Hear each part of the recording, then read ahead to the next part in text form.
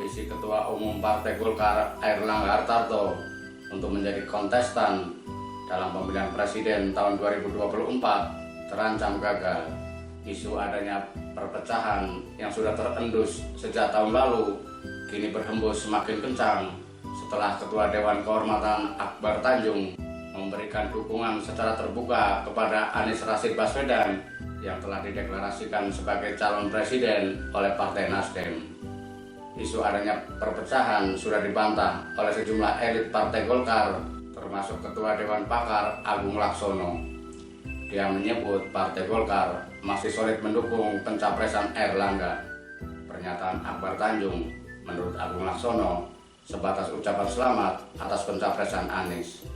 Terlepas mana yang benar, perpecahan di tubuh Golkar menjelang atau sesudah pemilihan presiden bukan hal baru, bahkan seolah sudah menjadi tradisi.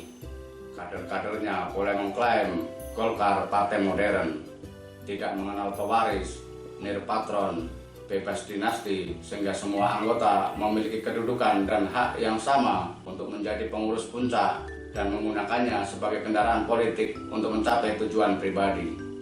Namun faktanya, Golkar paling tidak mampu mengelola konflik internal. Sulit untuk mengatakan berbagai macam konflik sebelumnya hanya sebagai sebuah dinamika karena imbasnya sangat besar dengan lahirnya partai-partai baru diikuti dengan eksodus kader-kader terbaik Golkar. Golkar pun sulit menjadi partai besar, bahkan sudah dikalahkan oleh partai sempalannya.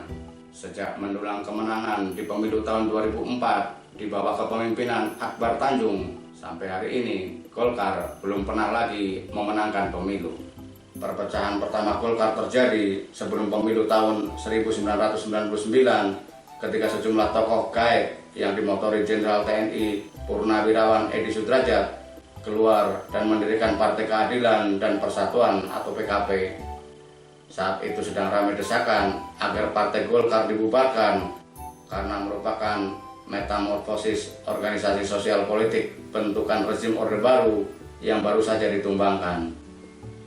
Namun PKP gagal berkembang karena pada pemilu tahun 1999 hanya memperoleh 1% dan mengubah namanya menjadi Partai Keadilan dan Persatuan Indonesia atau PKPI agar bisa mengikuti pemilu tahun 2004. Lagi-lagi PKPI gagal memenuhi ambang batas parlemen atau parliamentary threshold, sementara Golkar keluar sebagai pemenang dengan perolehan suara 21% lebih.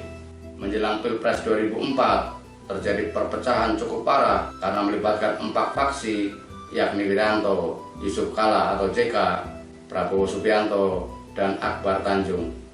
Golkar akhirnya mencalonkan Wiranto yang memenangkan konvensi Capres setelah mengalahkan Akbar Tanjung dan Prabowo. Namun Wiranto yang berpasangan dengan Salahuddin Wahid kalah melawan Susilo Bambang Yudhoyono atau SBY yang menggandeng JK. Wiranto menuding Golkar tidak solid mendukung dirinya. Terlebih kemudian JK terpilih menjadi Ketua Umum Golkar. Wiranto yang kecewa keluar dari Golkar dan mendirikan Partai Hanura di tahun 2006. Prabowo menyusul dengan mendirikan Partai Gerakan Indonesia Raya atau Gerindra di tahun 2008. Pada Pilpres tahun 2009, Golkar kembali dilanda perpecahan setelah SBY dalam tanda petik membuang JK karena lebih memilih didampingi Budiono. JK akhirnya memutuskan maju sebagai capres berpasangan dengan Wiranto yang sudah mendirikan Hanura. Pasangan JK Wiranto pun kalah telak karena sebagian kader Golkar justru mendukung SBY Budiono. Posisi JK langsung digoyang. Dalam perebutan Ketua Umum, Abu Rizal Bakri sukses mengalahkan Surya Paloh. Tidak berhasil menguasai Golkar, Surya Paloh pun kemudian mendirikan Partai Nasional Demokrat atau Nasdem di tahun 2011. Di Pilpres tahun 2014, perpecahan kembali terjadi di tubuh Golkar setelah Joko Widodo menggandeng JK, padahal Abu Rizal Bakri telah membawa gerbong beringin ke kubu Prabowo Hatta Rajasa. Jagoan Golkar kembali dikalahkan JK yang kemudian membawa Golkar menjadi pendukung Presiden Jokowi. Sejumlah kader Golkar mencoba menolak upaya JK. Bahkan Utomo Mandala Putra atau Tommy terakhir Soeharto di Golkar memilih hengkang dan mendirikan Partai Berkarya. Tommy menggandeng Priyo Budi Santoso yang pernah menjadi salah satu ikon Golkar. Meski tidak sedahsyat sebelumnya di Pilpres tahun 2019, Golkar harus kembali dihadapkan pada perpecahan ketika Erwin Aksa dan sejumlah pengurus termasuk DPD Wonosobo merapat ke pasangan Prabowo Sandiaga Salahuddin Uno. Padahal secara resmi Golkar mendukung Jokowi Kiai Haji Ma'ruf Amin. Dari seluruh partai sempalan Golkar, saat ini hanya Gerindra dan Nasdem yang masih memiliki kader di Senayan. Bahkan di pemilu tahun 2019, Gerindra mampu mengalahkan Golkar. Hanura yang pernah menempatkan kadernya di DPR hasil pemilu tahun 2009 dan 2014 di pemilu tahun 2019 harus terdepak karena tidak memenuhi ambang batas parlemen. Apakah isu perpecahan di tubuh Golkar saat ini akan berkembang menjadi besar dan berakhir dengan terbentuknya partai baru? Biar waktu yang akan menjawab.